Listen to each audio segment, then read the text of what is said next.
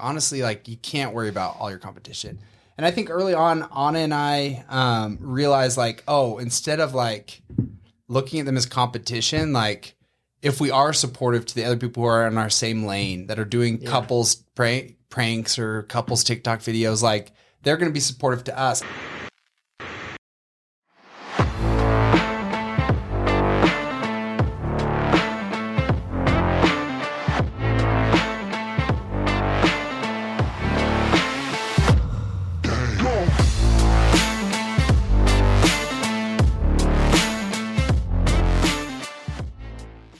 This episode is brought to you by Big Storage Ventures. We are now inviting you to team up and partner alongside us. We bring our experience hunting storage deals and maximizing the self-storage asset to provide our partners with cash flow, tax benefits, and appreciation, all in one recession-resistant asset. Leverage our sister company, Big Ben's Moving Service, to fill your facility and give you an edge over the competition. Reach out to bigstorageventures@gmail.com or DM Big Storage Ventures on Instagram to team up. Welcome to the Beyond Net Worth podcast. Today, we had one of our most unique and incredible episodes. We had Rory and Anna Mellor. And I grew up with Rory, but seeing him and Anna go to TikTok fame and having them teach us the things they did today was honestly amazing. Yeah, I love Rory and Anna so much, and their channel is amazing. You got to check them out. I think you're going to have an amazing experience hearing their story, their background, a little bit about behind the scenes with TikTok and content creation and being an influencer and what it's really like, and get a different side of them. So hope you guys enjoy this episode. Welcome to the show, you guys. We've been waiting a long time for you guys to make your journey back from Texas. Yeah. Definitely. No, we're happy to be here. We've been, honestly, when you called us and said that we could be on it, we were stoked. I've listened to every episode so far. Yeah, I appreciate that. I'm really excited to have you guys on because I love you guys a lot. And I've always inspired me. Like, I've always looked up to you guys because you have like, just like, I call it courage, but you're just never afraid to be who you are. And you're also like an extremely, I would call it almost honest. Like, you're like an honest person. You know, you say it how it is. And so I've always been like, I want to like surround myself with people like that because I'm a little more like socially passive sometimes, you know, where I'm like worried or a little more insecure about who I am sometimes. But it's like, then I look at you guys and it's like, you're just like a light that just are okay being who you are. And you guys are funny and awesome. You know? Awesome. Thanks, so, dude. Your guys' TikTok is amazing too, by the way. The videos are really, really good. They're freaking funny. Thanks. So I just hope everyone goes and the small group of people that listen to this goes in and checks you guys out because it's so good. Well, it makes sense to me too because like growing up, Rory was always like going against the grain. Yeah. And he like, you know, we met Anna later, but I've seen Rory since like elementary school. And I mean, Rory, was any of that like conscious, like that you were going against the grain and like trying to do your own thing, or was it just kind of naturally who you are? That's a great question. Honestly, I think a lot of it came from like insecurities. If we're being real, just because like I didn't play sports, like I didn't work out, like I didn't do any like the things that all the kids that I went to school with that I looked up to did. And so I was like, well, what can I do? And I was like, well, I'm really funny. Like I come from a family that we just like, you know my family. Like we just, oh yeah, we love teasing each other and making fun of each other. And so like I had thick skin in that sense. And so it was like, that was a game I could play. Like if anyone wanted to get in a roast battle, I'm always down. I'm always down. So I think like in a sense it was conscious because like this is how I can connect with my friends and like provide value in the group of friends that I want to be in, you know?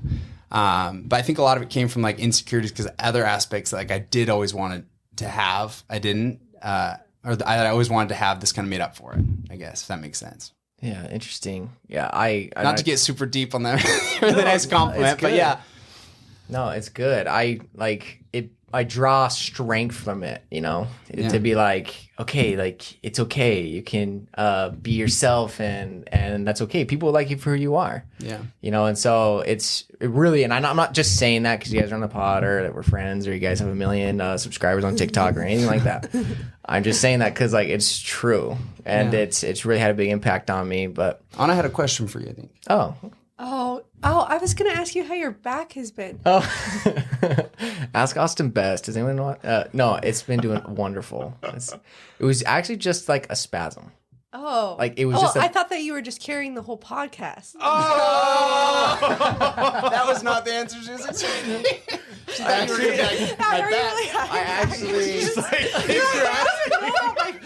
thank you. Austin Best really effed it up. So I've got I was like, who the F is Austin Best? You don't know Austin Best? I don't know. I might. Oh my God. Sorry to ruin your punchline, but his back's been killing him. Good joke on it. Really has been a tough strain on him. Yeah, backstory. I shouldn't say this, but Austin Best and I, if you know him, like he's a big shredded dude, and we moved back from Vegas, so we were here in town, and we just like we reconnected, but it's like I ran into him at the gym. And we're like, hey, let's work out together. So we worked out together. This lasted for like a couple weeks, maybe 2 weeks. And then we were doing, he pushed me pretty hard and I ended up getting a backside. I ended up hurting my back really bad with us lifting because I was pushing myself. Well, I apologize for my wife's poor taste in jokes, and I hope you speedy recovery. No, that's hilarious that you actually are having back issues. I did. And also, how would I know? Yeah, exactly. You're like, what do you and Maddie talk about? Like, I don't know how you knew this, but I wasn't surprised because, like, it was so bad. I've never had this happen to me before.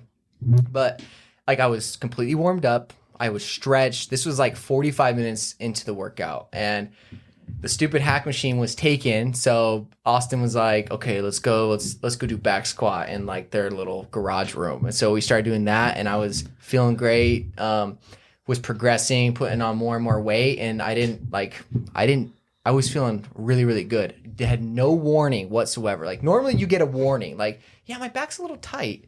So I was doing a little bit more because I had a spotter and I could, so I could do a little more safe. And he's huge, so you wanted to show off a little bit. Yeah.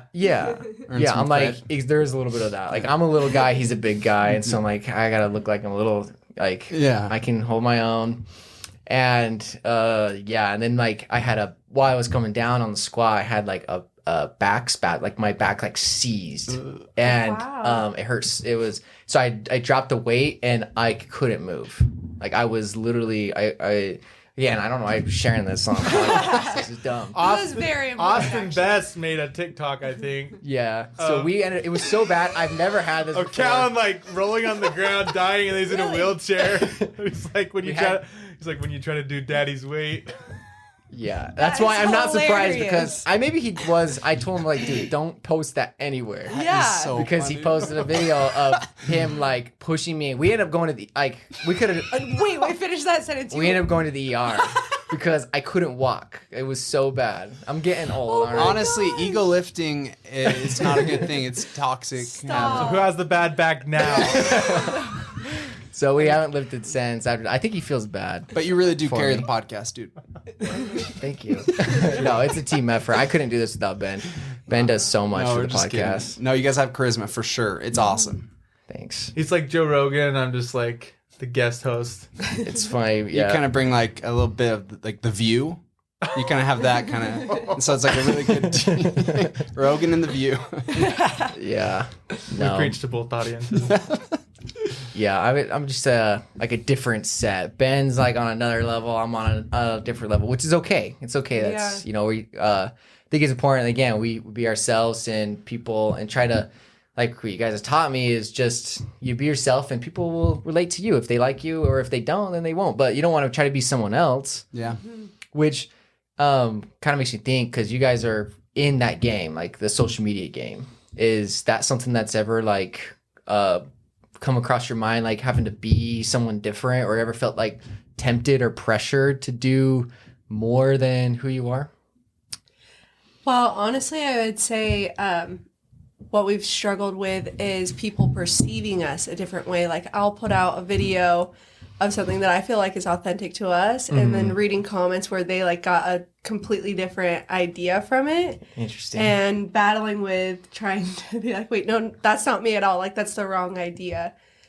So, but honestly, it's been, I've noticed that when you are authentic on social media, you're attracting the right people, and that's the best thing you can do. You don't want to pretend to be somebody you're not, because then you're going to it's always going to be this long haul game of just keeping up with this lie, you know? Yeah. Especially when you're sharing your life Right. on social media. Like, you can't, it would be exhausting. It would be. Right. It's probably exhausting as it is. Yeah. But I mean, like, one thing is, I guess I'll just kind of open up about me. Like, you know, I think I see social media as like, my view is changing big time, because you think like, oh, you know, I'm trying to manage my time and work on my business, and I need to do less social media, like, so I can focus on it, because it's just a time suck. Yeah. But like, I think people are seeing the future of business is all about your reach, right? So like YouTube, so TikTok, Instagram, like that stuff is becoming more and more important, because your services or product, it's only as good as your reach, right? So I think one thing you've said is like, yeah, you want a high quantity of followers, but you're also focused on the quality too. Yeah. So I think that's a big deal. Yeah. I think it's eye-opening for me to kind of be humbled a little bit and say, like, I better work on having something so that I have that reach when I need it, because everyone's going to need it in business at some point. So. Yeah. Do you feel like that was part of the motivation to start the podcast? Was kind of like connect with people a little more, grow your reach a little bit? It would connect with people, yes, but like connect with how we're connecting with like you your right guests. now. Yeah. I think that was more than we don't have big aspirations for, we haven't like set a goal on how big we want to. I don't know. You want to say something to that, Ben? Well, I mean, the sky's the limit with our podcast, but we didn't go into it saying like, okay, like our focus is going to now be on this podcast. We basically said like, okay, our focus is going to now be on like expanding our network, becoming more aware, and just having our minds turned towards business. And I think, we bring on people that have impacted us, and we feel like could impact, maybe like I know someone, or Callan knows someone that I don't know that he could bring on. And like, I love picking their brain. And the whole point is that the audience will be impacted by the same kind of people that have impacted us. Yeah. Sure. So Yeah. I think that's kind of the main thing. Like, I never considered it. It's not like something I ever aspired to, but when it's like, Callan's like, hey man, we should do that. It's like, okay, then like I get to hang out with him all the time. He's forced to hang out with me. It's like, and it's something that naturally I think the topic and the audience is just, it's a good fit, Sure. So it just kind of came to be.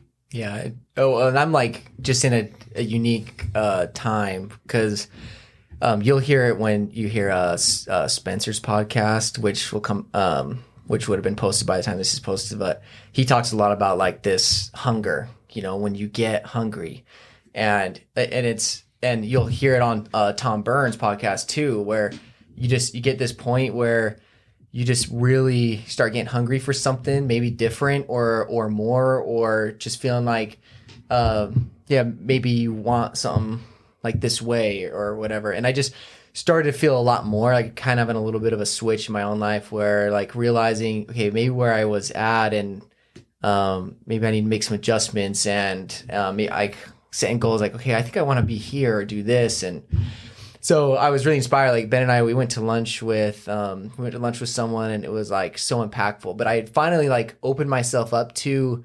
being okay with that. It's like, it's hard because, we talk about like ego lifting, but it's, if you feel like you have to wait, if you feel like you have to have tons of money, and you have to be super successful, and you have to be super smart, or have gone to had this great prestigious degree or whatever, like, if you feel like you have to have those things, and it keeps you from expanding your network, or it keeps you from trying to learn and grow. And it's like, if you feel pride like too much pride that you're not willing to go and ask someone to go to lunch or ask them how they're successful. You're like, you look at people who are successful and you just feel bad about yourself and you feel jealous or whatever. Then it's like, you're not going to get anywhere. And so everyone has to like come to that point where they can maybe swallow that ego or that pride and be like, yeah, no, I need to look up to those people. But it's just that mindset that you get, so that was kind of the thing. I feel like this podcast is a lot for me to also get out of my comfort zone a little bit and try something and start something, and Ben's been amazing to help and support me with that on that journey and stuff. So, well, we both have a long way to go. And I think like speaking to your one point, like you said, just getting yourself out there, people will say like, oh, the banks won't give me money. It's like, oh, well, you did it. Did you ask them? Like, did you ask them what they want to give you that money? Or, oh, that person won't mentor me. Like, did you see if they might, Yeah. Did you ever ask? Yeah. So I think that's a little bit of it, just like the paradigm shift that it's not as far away as people think. So I totally agree. And I think kind of going off on that last point, like we, us people who are not big on social media, we don't like, we see it differently. And I think, it's putting yourself out there in a big way. And Anna, I know that like for you, like you've had a roller coaster, right? It's like, I mean, maybe I'm guessing, and you can tell me, but to me, like observing you, it seems like sometimes like social media is like the high and it's like your passion. And then other times it's like, it's really tough on you. Like, could you speak to that? Like the roller coaster? Nailed it. And it's really, really emotional. I didn't expect that. I've always had Instagram and you share, oh, I just had a baby or I got married, engaged. Like you share these things. But when it starts becoming a job and you're expected to post every single day and like people are looking up to you and they're reaching out to you and they're asking for advice, it's a lot. And then when you're putting your heart and soul into content and videos, pictures, whatever it may be, and to see it not perform well, or I've battled a lot with the community guidelines of TikTok. Yeah. So to see that kind of hold me back, it's discouraging. Yeah. And the growth. Yeah, it's really emotional. And I'm an emotional person anyway, so. Coupled with it, she's pregnant. And so she's pregnant? like, Oh, man. Yeah. Oh, it's been wild, but it's worth it. It's worth it to get messages from people that are like, oh my gosh, like just seeing your videos have made my whole entire day and like made me feel like my existence is worth something. Like, and plus, I feel like you've made some really, really good relationships through TikTok. I think we were just up north in Salt Lake, and she met up with one of these creators that right when they both were starting, they were both kind of like at like 20,000 followers or something. She duetted one of Anna's videos saying like, hey, we should be best friends. And then when we were up north, they got to get together. We finally got to meet. It was like they'd been friends forever, because they've always messaged and there's a girl that has been following Rory and I since it was Rory and I. Now it's more geared toward me. We've kind of had Rory go his own separate. We cut the fat. Yeah, she's the one carrying the TikTok relationship. Yeah, how's my back? No, but we've had a fan that's been following us since the beginning of time. And when I found out I was pregnant, I messaged her immediately and was like, look, and I sent her like my positive pregnancy test. I've never met her. Like she lives across the country, but no way. It's cool. It's cool that these relationships that I have. It's the best part about it. Right. So tell us about like how this got started, right? So how did you get into TikTok and what was going on through your guys' mind before? I mean, I know you guys, we were talking about like your personalities are pretty amazing, but when did you guys decide like, oh, I want to start doing TikToks and stuff? I have always been interested in being on YouTube or being on Instagram. I've tried forever. And then I think it was just happenstance. TikTok was new and fresh and quarantine hit and I downloaded it, of course, like everyone else. Like, what is TikTok? I start watching these videos and I'm dying laughing at everyone. So I just kind of jumped on the train. I love to make people laugh. Yeah. Rory loves to make people laugh. So we're like, let's post a couple videos. And one video, I think it was like our third or fourth video that I had posted. Ben was actually in our very first one. Yeah, He was there when Ben. we downloaded it. Is that still You ever up? visited? No, Heck no. of course not. It will never see the light of day. It will never see Callan. the light They of have a day. brand. I would get arrested if that video was out right Oh now. my god. Oh, Yeah, Ben was in our very first TikTok, but a couple later, it ended up going viral, and I couldn't even believe my eyes. Like that feeling of just refreshing the video every minute and seeing, oh, it has another 10,000 views, another 10,000 views. Rory and I were losing our minds. We're like, what is happening right now? that is so cool. And after a week, I had more followers on TikTok than I ever did on my Instagram that I had been building for years. Yeah, 1 week. And like, yeah, 1 week. So, And I will also say Yeah. to that, like, because our niche, once that video went viral, we kind of found like, oh, what Your- people your like voice. from us are like couples pranks and stuff like that, Yeah. like relationship things. Obviously in good humor and like funny ones. Yeah. But what it came so naturally, and I think that's why we were able to stick to it so well, because all of our friends that knew us before TikTok on our Instagram stories and stuff like that, we were always posting like funny pranks we'd pull on each other. yeah. all Always. the I kind of time. forget that there was before TikTok, we Yeah, were doing it too, but Yeah. there's a time I pushed on into a pool while we were like at the top of this. Fully clothed. I think it was fully winter clothed. time. I had a winter Like your coat. wedding on. day? I've seen we this were at our video. house. We weren't at our house. Like she just like pushed her in the pool of this hotel, and she had to like walk downstairs soaking wet. Dude, oh man, I've seen it. I know that video. you've seen it. You've seen Yeah. it, yeah. So for those that haven't seen, what was that video? Describe the video that went viral. Okay, so our first video that went viral was Rory surprised me on our anniversary to the exotic zoo resort, right? And basically, it's just you are in your car and you have a big bucket of food and you can feed the animals out your window. Well, a giant Highland cow decides to stick his whole entire face into our window, and Rory freaked out. It was more than just the the tongue face. was literally as big as Rory's face, and he's like, ah, oh no, oh no, oh no, oh no, and, like hyperventilating. It was awesome. Because when we were pulling up, there's like a bunch of like little deer-looking safari animals, and they'd like come to the window, and I'd get to feed them. And then this big cow, and I'm like filming it, and I'm like, look at this guy, what does he want? And he comes and like shoves his whole face in the car, so it was like, and his tongue is just his in the tongue is video. His going tongue all is just over me, licking and Rory's it's like- face. I'm just holding Nash, our son. He was like 4 months old at the time I'm holding him. I was actually just scared. I was, It's I just was a cow. throwing cow food at Yeah, I the was cow to get throwing- it out the window. Yeah. So that went viral, and then we just got this like viral high, we call it, where we would brainstorm every single night, like, what could we do next? Like, this was so fun. We loved it. Yeah. No, it sounds super fun. How many views did that first video get? Do you remember?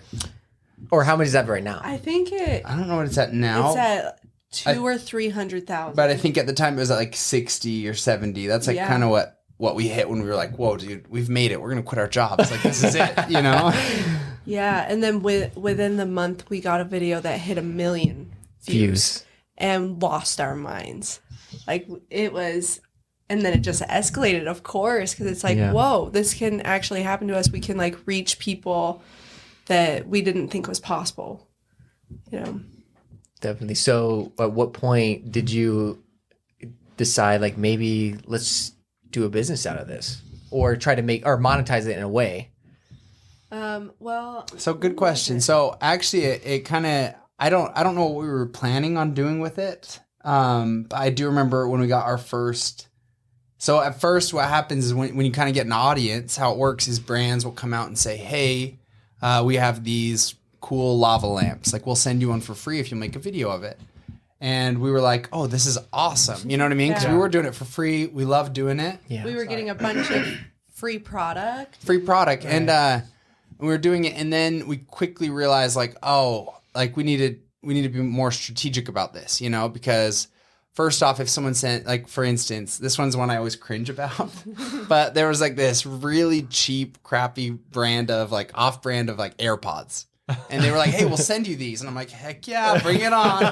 And then I was like, Anna, what are we supposed to, like, what video can we do with these? And like, we're new to it too. So like, we didn't really know how to make branded TikToks Right. and like the importance of making them look natural. So I just like, we slapped together a video in 5 seconds and people were like, this is the worst ad I've ever seen. This is I would never buy those. And I'm like, oh. So then we quickly realized like, oh, you can't just accept every free gift. You know, like it's not worth it if it's going to hurt your community or your relationship with your followers. It's not going to perform well on your page, things like that.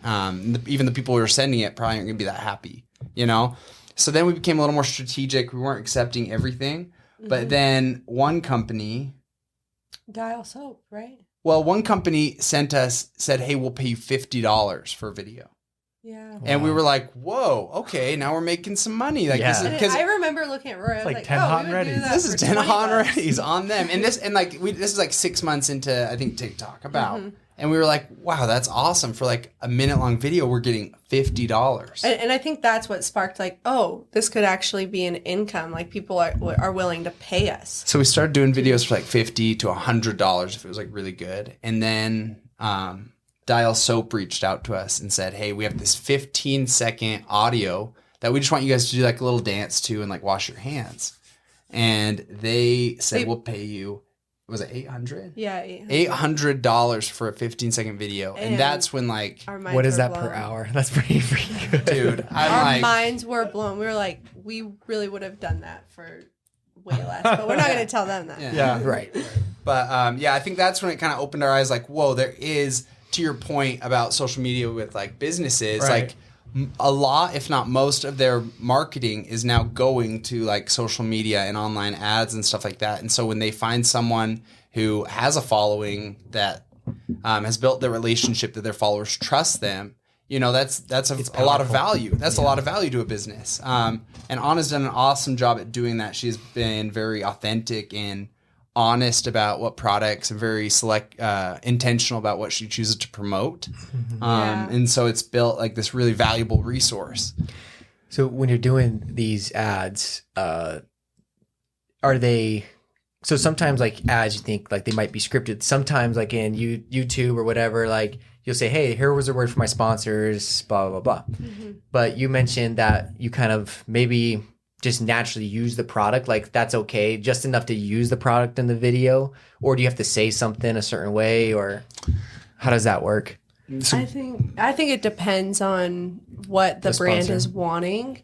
Most of the time, right? Most of the time they want a specific video about their product, but they want it to be natural. Like it's not very often that like this water bottle company would be like, okay, just have this placed in there and you know, that's good enough. We thought at first we were like, that's what we want. It's just like, oh, hey, hang a poster of Chili's or something, you know, and Chili's will pay us or something. But so it's more like the video is about it, but it's in a natural way. Like we just worked with Neutrogena, and I did a PowerPoint explaining to Rory like the importance of skincare, and it's this funny back and forth, and then he washes his face with their line that they wanted promoted, and so it comes natural, but it's still an ad, you know? Right.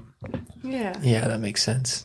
So going from this 800, what happened next? So you had that one soap, the soap company that paid you, and then I think at that point we had a manager reach out. Well, we had a bunch of agencies reach out. They were like, hey, we'd love to manage you. And we were always like, no. Like, we're not really, we were very untrusting. My biggest fear is that they'd be like, we'll manage you. Like, they'll tell us how much and then we'll pay you. You know what I mean? And I was like, if I don't have connection with the brand, how am I knowing that they're not telling me it's 800 when really it was 2,000 or something, you know? And I think we were both really untrusting of that. Yeah. And then one guy reached out and he's like, hey, I'm independent, and I'm not part of an agency. And how it works is the brand will pay you and then you pay me. And so I was like, there was no contract. So we were like, okay, what do we have to lose? Like, let's test this out for a little bit. Okay. See how it goes. Yeah. And it went great. I think at the time, most of our ads were like $200 maybe. And then we had that Dial Soap one that like was way bigger, you know, of the average. Taste of the glory. But then the first ad we had with that guy was $1,500. Okay. The very first one. So we were like, oh, there is like value to the negotiating power. Like we didn't know. They said 900. Had we had a manager who it might have been 3,000. You know what I mean? Like we just accepted it because we're like $900. So I think we're very pro having a manager, having someone that has experience with social media and working with brands, because it's not something you can just really do on your own, you know? Especially when you're just thrown into it. Like there's not a lot that you know. Like I've never worked with brands, and I don't know what their budget is and how much I can push and pull.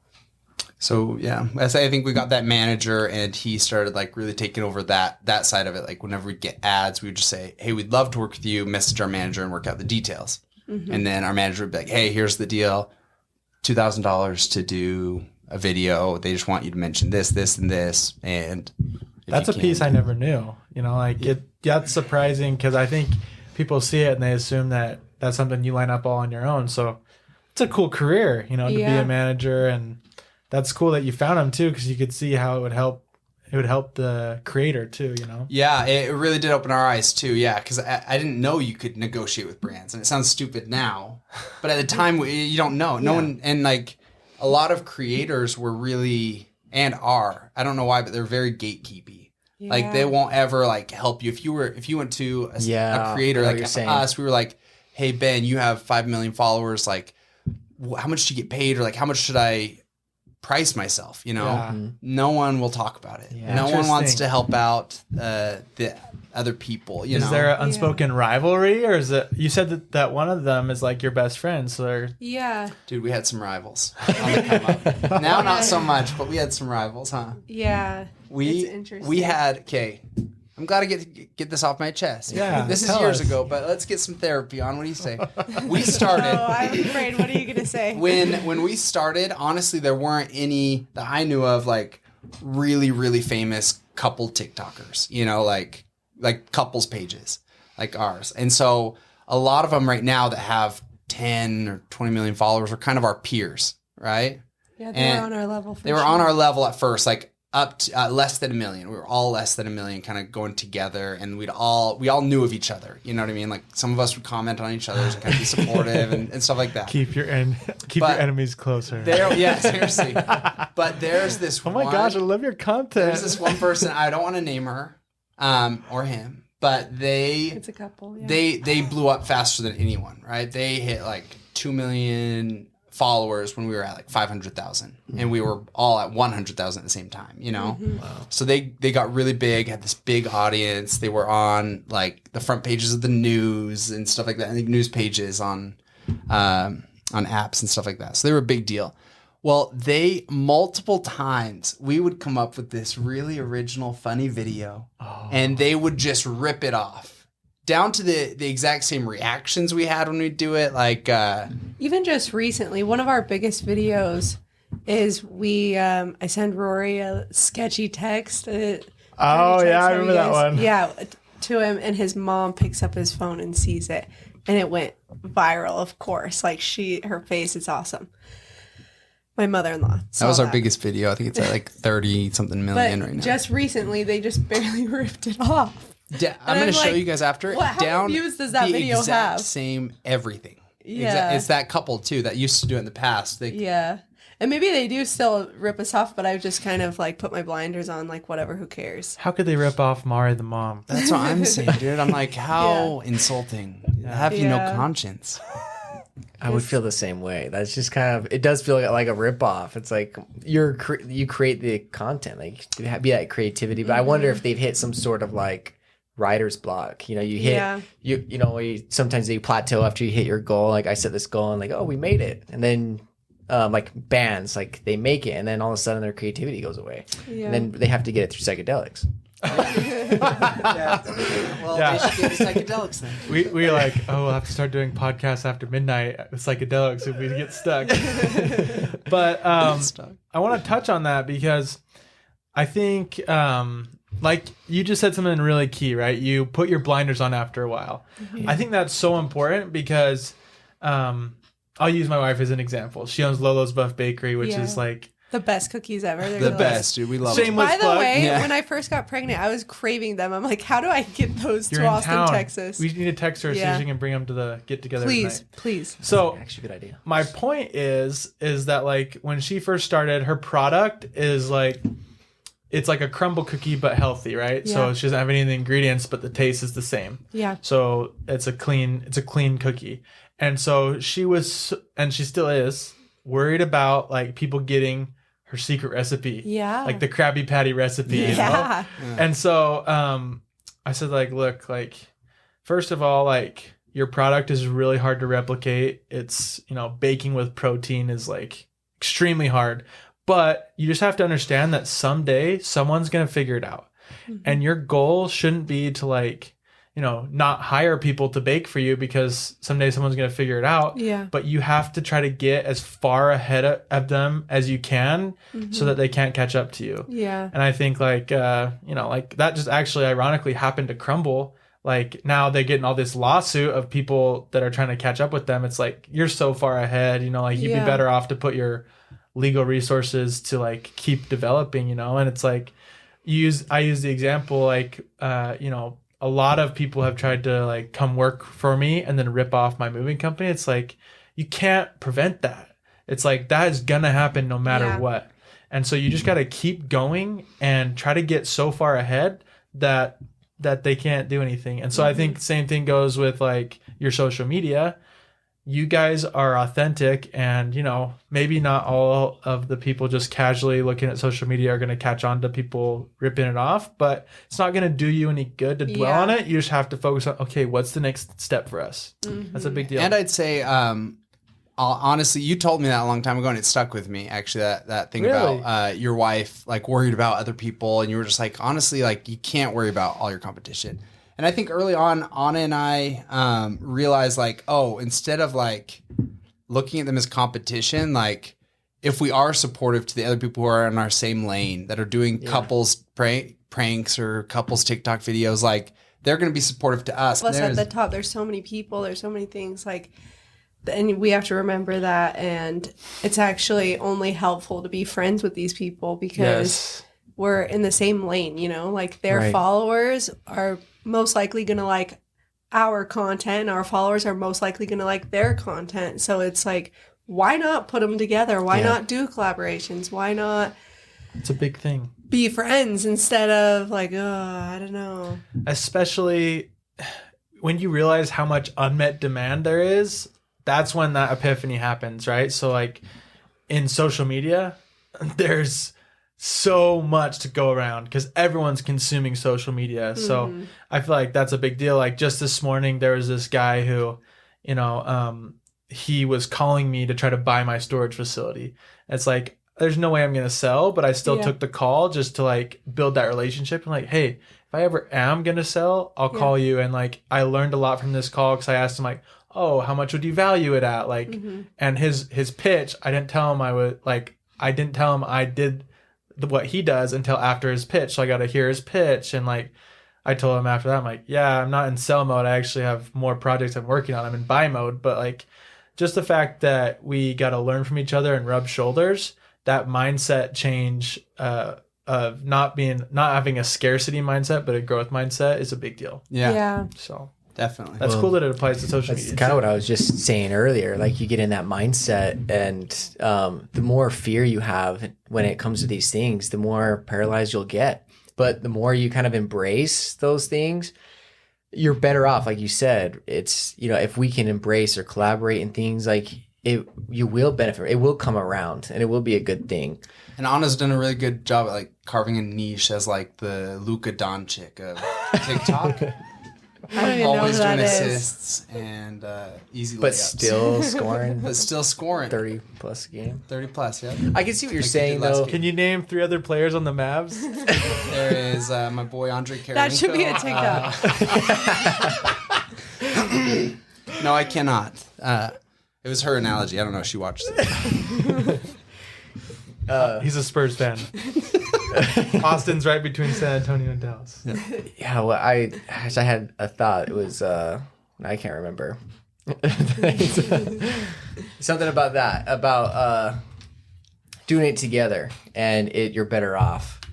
So yeah, I actually forgot.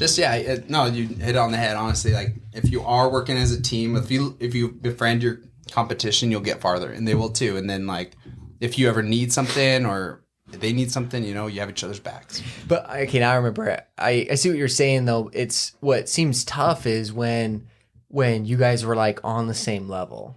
That's I get that because you guys, it's almost you kind of put yourself on that same field. Like we were literally on the same level, and then it's strange to be like, okay, why did theirs jump up to what did you say they have? Yeah, I mean, a lot of them have 5 to 10 To million. 10, You know, and you guys are the one really who's ripping close. us off is probably like at 15 million. I haven't checked. Yeah, his so page I in a long get time, that but- why that would feel that way. It's funny that we do we compare ourselves. There's like for some reason there's certain people we compare ourselves to, but like and certain people we don't. Someone that you like went to high school with, you might be like, oh well, I might get some of these harsh feelings towards them because I feel like I should be equal to them or greater than them. Sure. When in reality, it's like, okay, well, they are really successful and I can learn something from them. They did something right or they're doing some good stuff. I might be doing good stuff, but there's a lot we can learn from each other. Definitely. It's hard to keep that mindset, really. Definitely. Well, I'll tell you this experience. Like I have some other buddies who they were kind of poking fun at someone who was really successful. And I said like, yeah, like fair enough. Like it's, maybe they take some things a little too far, but you have to look at the value they provide and realize that every single dollar they're paid is because they provide value. So, you can't really hate on them that much. And I think it goes back to, I always think of this Bible scripture. It's like a prophet is hated in their own country. Yep. Yeah. Jesus was hated in his own country. Exactly. Dude. Unaccepted.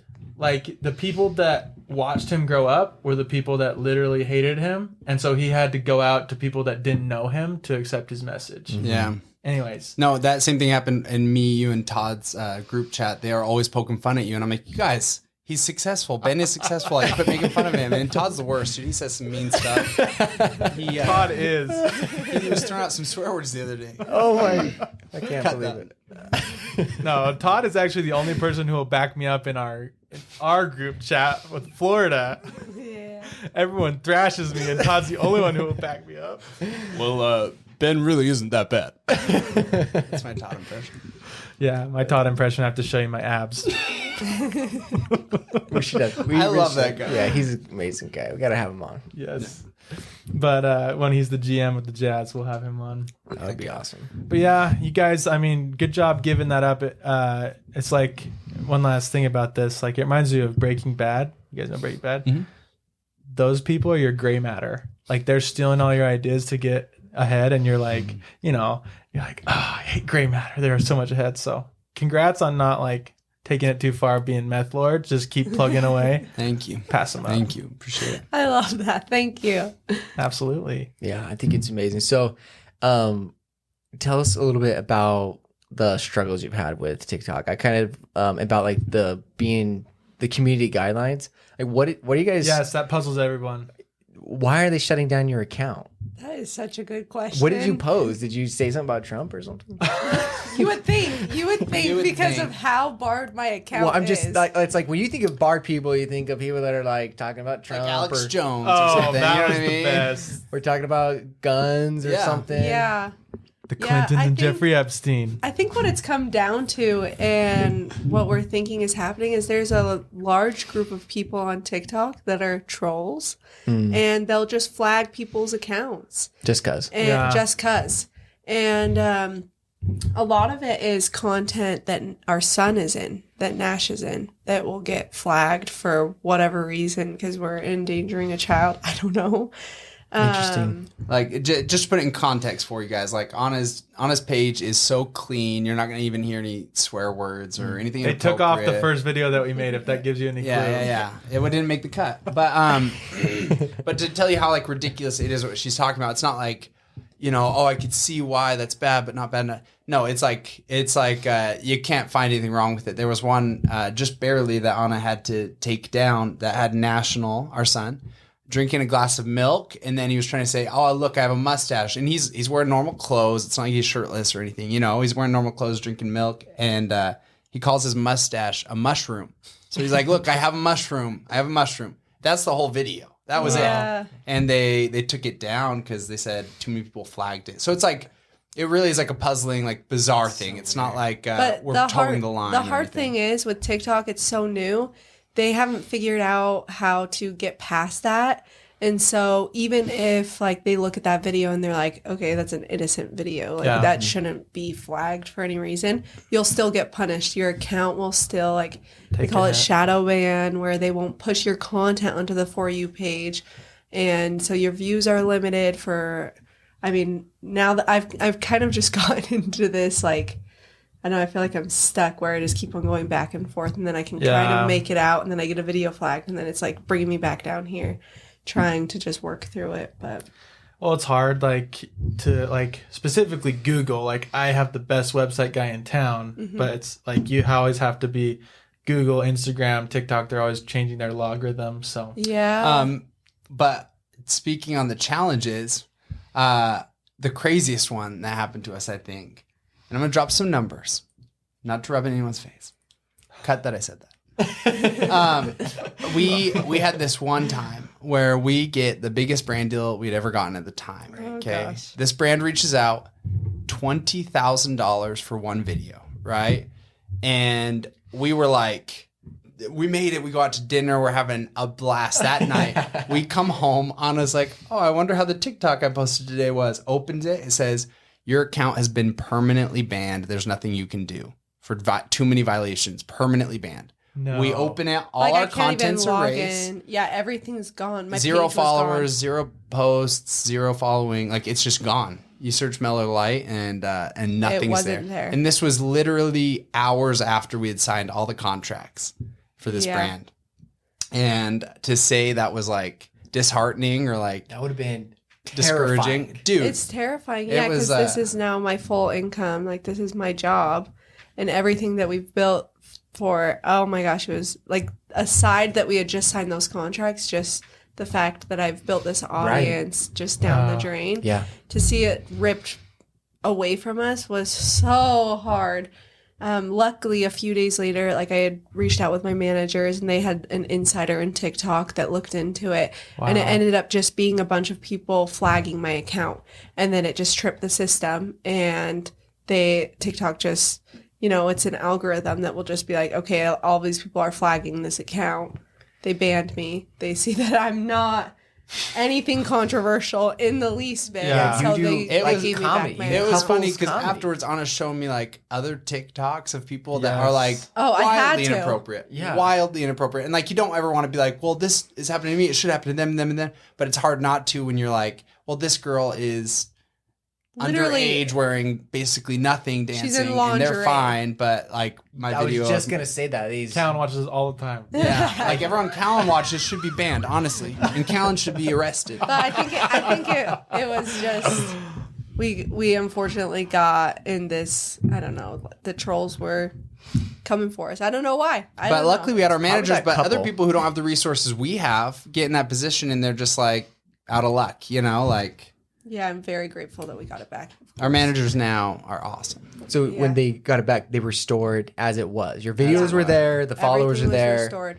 But for a couple of days we were afraid to post. Yeah, We were actually, like- I think I didn't post for a week, and then I was only posting once a week. Like, I was really, really discouraged and also really scared because I'm like, any video, because if I get another violation, like, what's gonna happen? Yeah. Well, that's kind of a double-edged sword. It's the whole, sorry. No, go ahead. But comedy is supposed to push the boundaries of being edgy, Yeah, right? Like, even if it's not inappropriate, it should Yeah. offend someone, right? And so it's like, it's really, really hard to put a comedy page together yeah, worrying about the guidelines all the time. It's like, it's hard to stay authentic and, you know, really have a lot to work with at that Yeah. point, you know? Yeah, that's so did you keep that deal?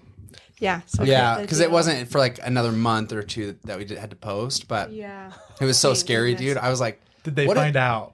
I don't think they Thank did. goodness. I don't think so. I hope not. But I was honestly in my head, I was like, what are the repercussions of not being able to fulfill that contract? I did not read the contract that I signed. Maybe if they signed it, yeah, there could have been stuff inside. We don't Who have to knows? talk They about probably wouldn't have been anything. They probably would have been like, well, then the deal's off. But Yeah. it was just scary. You Yeah. know, just scary. that. So, what do you guys know about just making money in general with TikTok? Because how does that work exactly, especially for someone who doesn't know? Because a lot like YouTube, you know, Yeah. if you have views, followers, likes, whatever, blah blah. They have their own things. They pay you. Like YouTube will send you a check. But is that how it works with TikTok or? Yeah. So there's really 3 ways to make money with TikTok. The first one is once you hit certain requirements, like I don't remember how many followers you have to have, but you have to hit certain requirements. You can enter the creator fund, and they pay you not that much. Like unless you're getting like tens of millions of views on every video, it's not really going to pay your rent, or you can't live off it, you know. But you guys get that, right? Tens of millions? No, we're so far from that, Callum, but thank you. No, we don't get tens of millions. But I think, and we actually aren't part of that creator fund anymore. There's some controversy with it that if you're a part of it, that they won't push your videos out because they don't want to pay you. And we've noticed when we were a part of it, our views were down significantly. We left the creator fund and then they'll go up. So we can't prove that, of course, but it makes logical sense. But Anna loves putting on her tinfoil hat and just really dishing it. Our wives love conspiracy. But so like when we were part of it, it was about $35 for every million views is kind of what it broke down to. YouTube pays per view. So someone could go through and watch one of our old videos a million times, you know, which happens a lot, but you get paid every day on how many views your profile got that day. Okay, cool. So I think YouTube, I could be totally wrong, but last I heard for 1 million views on a YouTube video, it was like 10 grand, right? It's a lot like different. $30 for a TikTok. 10 grand for a YouTube video. But so you get paid that way. Also, the second way is if you're on live. If you go on TikTok live, people can send you gifts. You know, like if you love your creator, I could be like, oh, dude, you know, Beyond Net Worth is my favorite content creator. I'm going to send them this $5 rose, and it will pop up, hey, Rory Mellor sent you this rose. And so my favorite creators will be like, oh, thank you, Rory Mellor, you know. So that one's another one. Like, unless you have like a really big following and like a lot of active users, you're probably not going to make a ton of money. Yeah. But then the one that I think pays most everyone the best is brand deals. Just brands reaching out and saying, hey, we promote my product, or, you know, things like that. I mean, you guys are obviously like pioneers, right? Like, I know that no one else in our immediate friend group is like influencers, right? Or creators. But I think the next generation, a lot of them are, oh, what do you want to be when you grow up? I'm going to be a YouTuber. Yeah. So they want to be like you, and it's not such a bad idea. You know, like there's a lot of merit to it because you can change people's lives, like you said. So what advice would you have to someone that wants to get in that space, like that would follow in your footsteps? Wow, what a great question. Or do you want to not give away those secrets? Yeah, no, that's non-disclosure. Of course. So I think of it as like, it seems like it's all so great. Like, oh, awesome. You do this 15-second video and you get $800, or one video, 20 grand. Sweet. But there's a lot of, it's really an emotional taxing job, because the in-betweens, like you're supposed to be posting 3 times a day to keep up this, like it's always keeping it up. When you're an influencer, your job is to be sharing your life, and say you go on vacation, that's like the best content, right? But you want to be on vacation. Yeah. So you don't think of things like that. Like you never stop working, really. You never stop working. You could always be doing something. So it's not as amazing as it sounds. And then on top of that, you're putting so much work into these videos, and to see like, oh, it got flagged for what reason, or all of these ups and downs. But that said, I do love my job. I do love being an influencer, connecting with people. It's amazing. And like any business, it's a grind before it really pays off. I think if we broke it down, Anna was working way more than like a full-time job, way more than 40 hours a week for 2 years. And I think in the first 2 years, we probably made, sorry, cut that.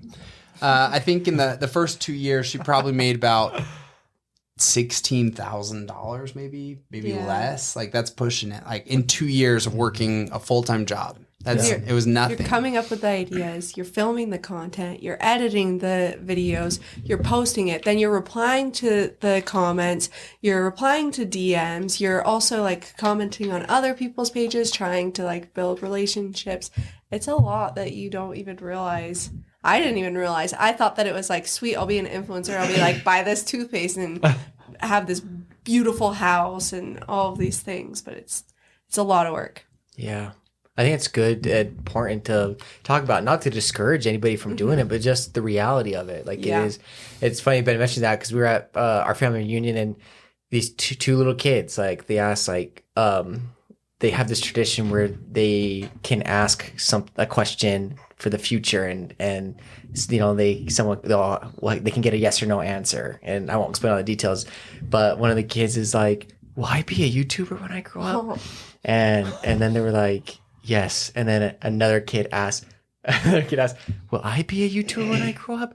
And the answer was no. It was funny. It's the context. You'd have to get the context, but it's just like, it's amazing that it's so glamorized. Yeah, it is. And a lot of people feel like it's easy and I think, but at the same time, it's like, it can be fun too. Yeah. Like if you're doing what you love to do or you're having fun with it, or then I could see that too. But no, I'm grateful for like the content you guys put out. It's so nice. Like you hear Joe Rogan talk about all the time about like comedy, but it's like such a nice thing to like have someone to laugh. Like it's so rare it's so important to laugh. Callan, do you follow Mellor Life? Yeah. Okay, I'm going to ask you this question. Okay. And if you get it wrong, I'm going to walk out of this podcast. Okay, please don't. I follow through the podcast, but I don't have a TikTok. If you don't answer this question correctly, Maddie has a TikTok. I'm taking off these headphones and I'm walking out that door. Okay, cut this part out. Name one video that we posted in the last 14 days. You posted one. Okay, one was funny when 14 days. Okay. Not 14 days. Rory, knock it off. Threatening to walk. So one. It's our first time. You're on the. Okay. We can't have this meltdown. I'm just teasing you. You were in the kitchen. I know you were in the kitchen, and you guys were doing. It was some joke. I can't remember. Oh, didn't you just post some with your friends around the table? And it was a joke about you're freaking out, but you're playing a card game. You guys were playing cards with your friends, and you got upset. Yeah. We posted that like 6 months ago. Really? That wasn't 6 months ago, was it, Anna? No, it was a long time ago. It might have been 6 months ago. Well, if you're talking about the video of him when he thought that he was 5'11", my whole life, my driver's license said I was 5'11". That's the one I'm talking about when you called him short. Dude, that was around Christmas time. But maybe I was just pull out through. measuring tape and measure me because they're like, dude, I'm 5'11". My friend's like, I'm 5'11". You're not 5'11". You're shorter than me. And I go, I know I'm 5'11". So you're bigger than 5'11". Because I know I'm 5'11". He measures me. I'm 5'10". Yeah. No, I think you were 5'9" on the dot. Height. I think he's 5'9" on the dot. Yeah. I'm not gonna let you lie. I could beat your mom in a fight, dude. No, you couldn't. Gina would destroy me, dude. Game over.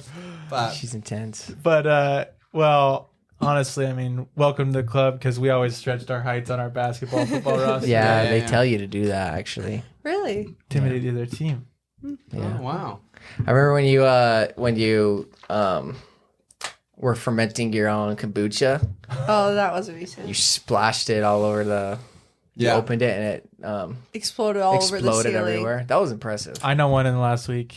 The pregnancy reveal. Oh yeah, that's an easy one. We just announced I'm pregnant. I was gonna say that, but when you put me on the spot, sometimes my brain that goes blank. Yeah, I know. I just knew how you react. And that's it's kind of a trick question because I haven't been posting. I've been pregnant and I've been kind of lazy. So who are our last two guests on the podcast? There was the doctor who worked in insurance. Yeah. And then right before him it wasn't the quilter, it was I listened to it. No, Rory's been very Was it the guy we were just talking about? Was he? Yeah, JR. Yeah. No. Oh yeah. Oh, Chris was our Chris was the sister. It was the quilter.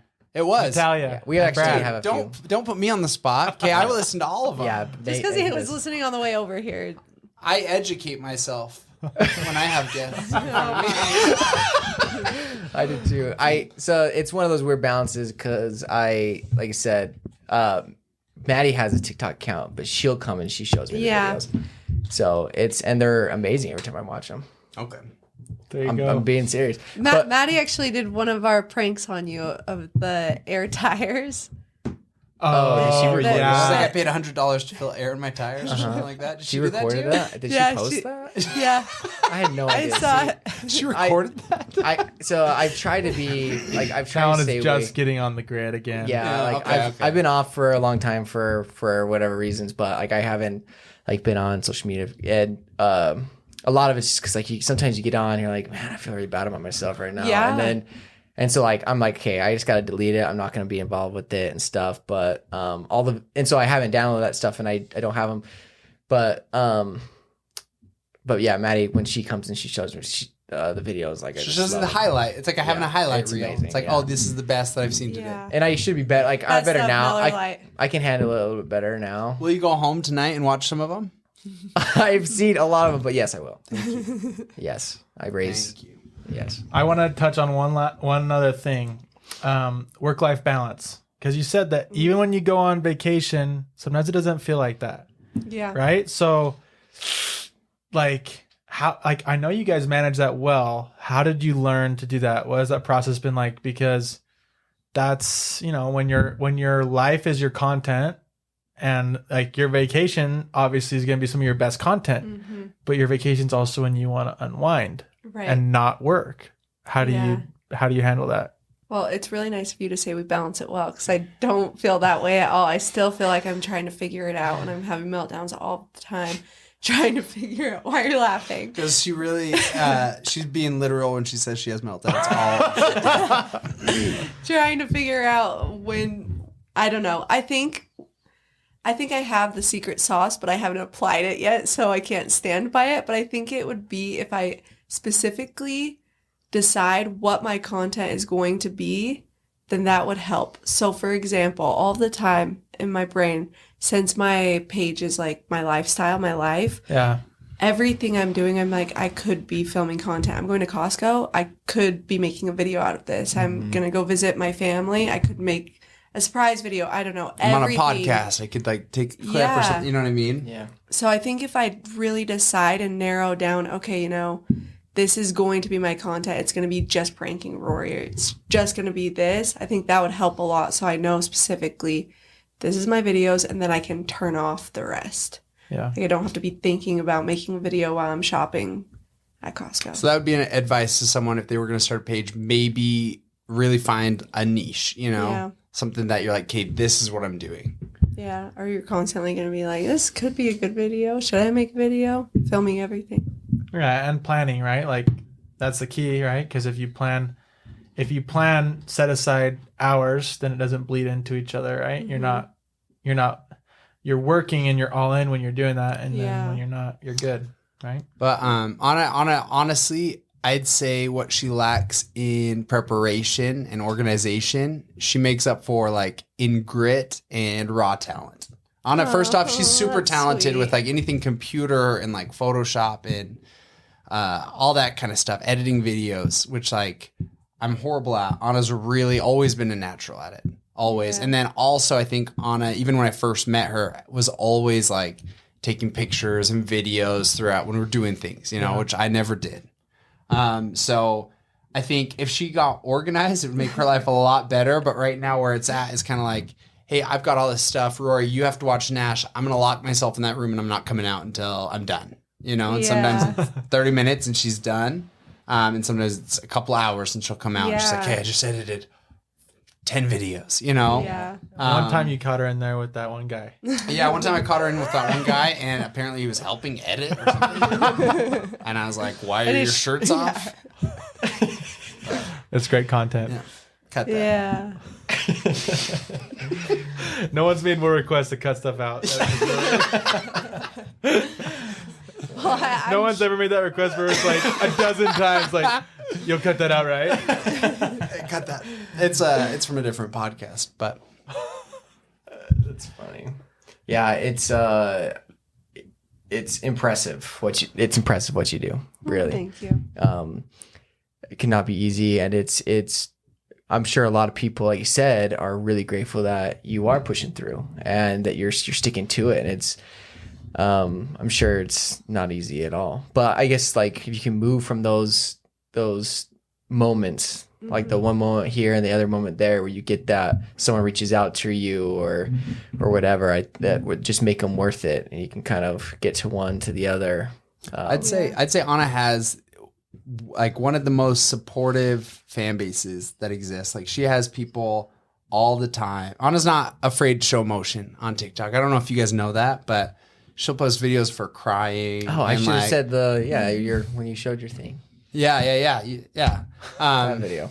You should have said that. I should have said that. But no, Anna will always post videos of like her being vulnerable and crying, and like if she's going through a hard thing, she'll post it. And the amount of support that like her followers have given her and shown her, I've seen her like come in with a completely different set of tears. You know, it's like happy tears. Like, look at this. Like how many people are so supportive. And so I know she's extremely thankful for that, and like has really made some good relationships and seen like there's a lot of cons, obviously, like being in like a spotlight, and there's a lot of mean people. But I'd say 10 times as many people are really supportive and nice. I had a girl that reached out to me and just was saying the meanest stuff to me.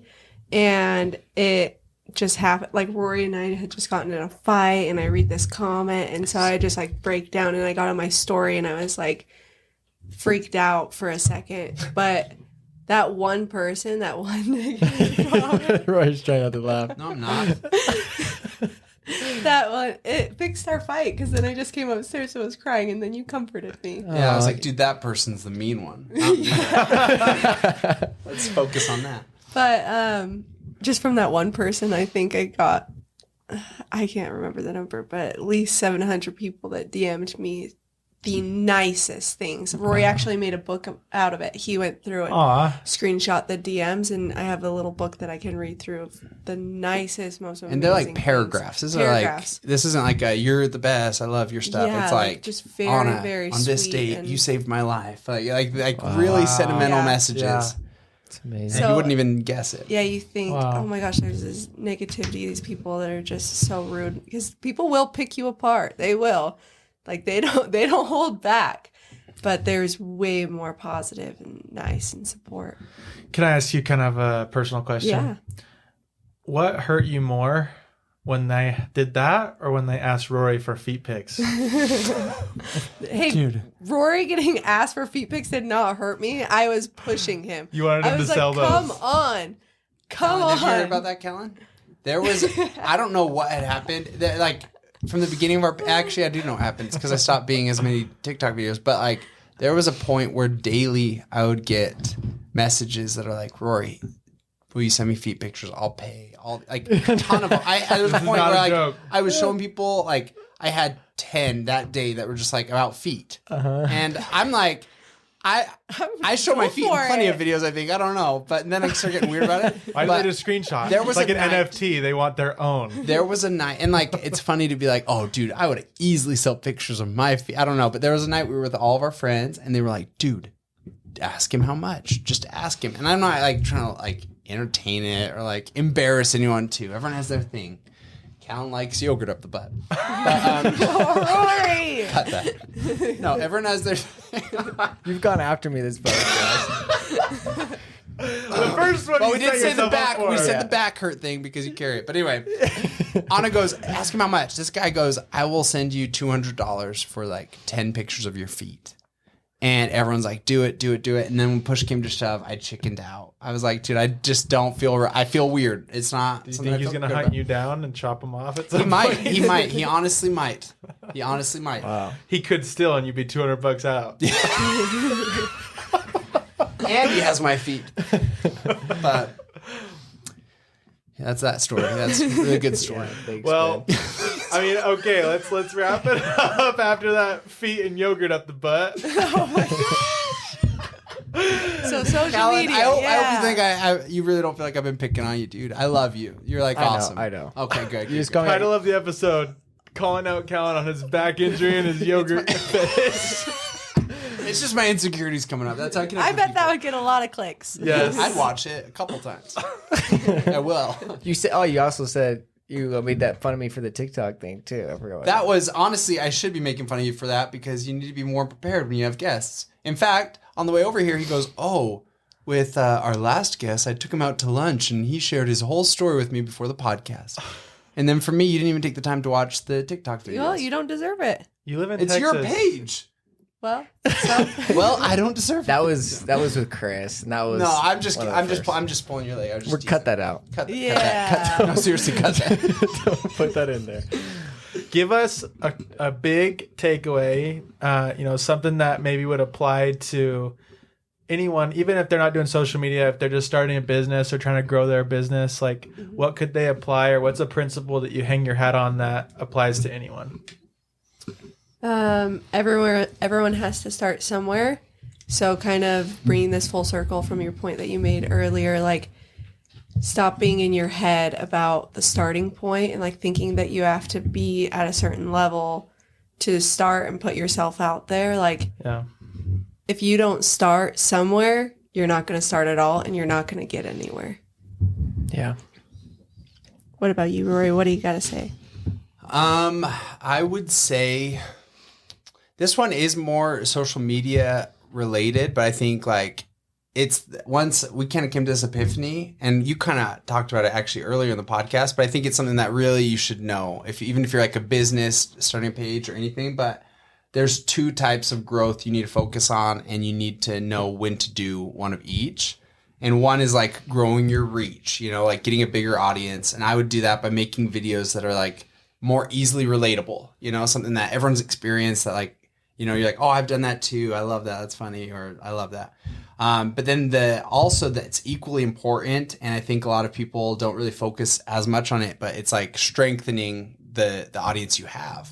So Anna will post like a video that goes viral and millions of people see it and she gets a bunch of followers. And then she'll post a video that only gets, 20,000 views. And a lot of people would be like, that's a flop.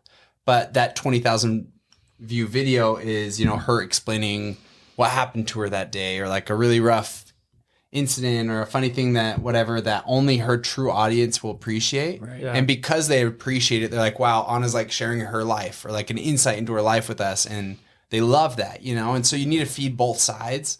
And having that balance, I think, is important. I think, Vulnerability, right? Because I think people appreciate the comedy. Yeah. Right?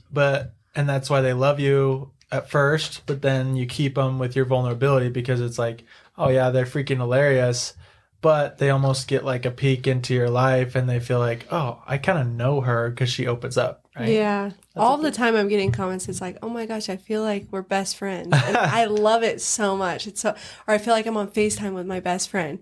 That's the best message I can ever receive because that's exactly what I'm going for. I want everyone to be my friend and I want to be there to be a support.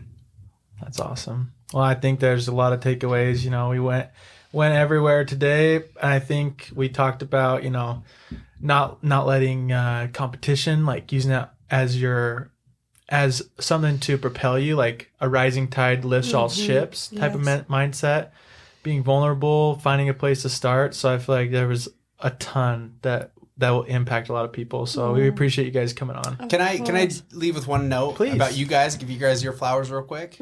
So I don't know. I mean, Flower us. First off, when I moved to St. George, I used to live in northern Utah, and when I moved here, Ben was honestly one of the first kids. We went to the same elementary school. He was one of the first like friends I made.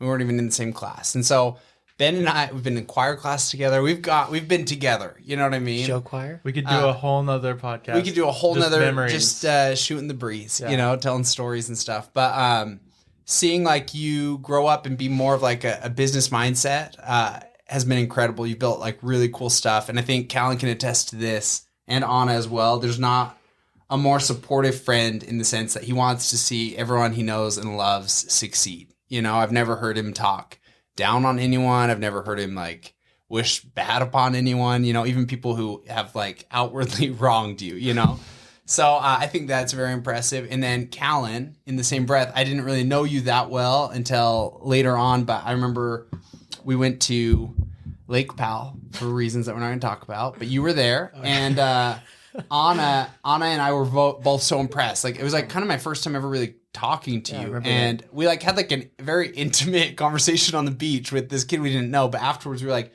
"That is the nicest boy we have ever met in our entire lives." Did Did you give me socks to go up the hill? Were those your socks? We hiked the sand. that wasn't hill his in the socks, dead but of yes, summer. those were his Whose socks. socks They were were they? Dylan Hurts, but Oh, really? yeah, he's a nice guy too. But we're not Anna talking about him. Anna got around. Oh my God. Use everyone's socks. But no, I love this podcast. I really am a fan. I've listened to every episode, and I will continue to. But this is gonna be my favorite episode. I can tell. Yeah. No reason. I mean, just one last quick plug about Callan and that story from the first time you met him. That is Callan to a T. His greatest strength is networking and being a true friend to people right away. And I think that's why when he pitched the idea of like starting the podcast, I'm like, yes, that's perfect. And because like networking and just naturally building those relationships, that's something that I think a talent that he has that I think is going to get him the furthest, because you make the most money with that skill right there. Yeah. And so even though he has like an accounting degree and his mind is so sharp, book smart, like his ability to network and engage a person in such a sincere way when he first meets them, that is like his number one thing that's going to get him the furthest. And you'd almost so that's think cool it's that you like picked that out. No, definitely. And you'd think it's like a facade or something. I'm like, no one's that nice and that Yeah. humble. But he's never changed. Anytime I've met him and I've poked fun at him, I've like had really deep conversations with him, it's the exact same guy every time. Yeah. I appreciate that. Thanks for building me up. Yeah, man. Just right, It's dude. good for me. Definitely. I Definitely. really appreciate that. Thanks for saying that, Ben. Yeah, we love you guys. Thanks for coming on tonight. Yeah, thank and you so Thanks much for for coming having on. us. that was another great episode of the Beyond Net Worth podcast. Yeah, go check them out. Mellor Life on TikTok.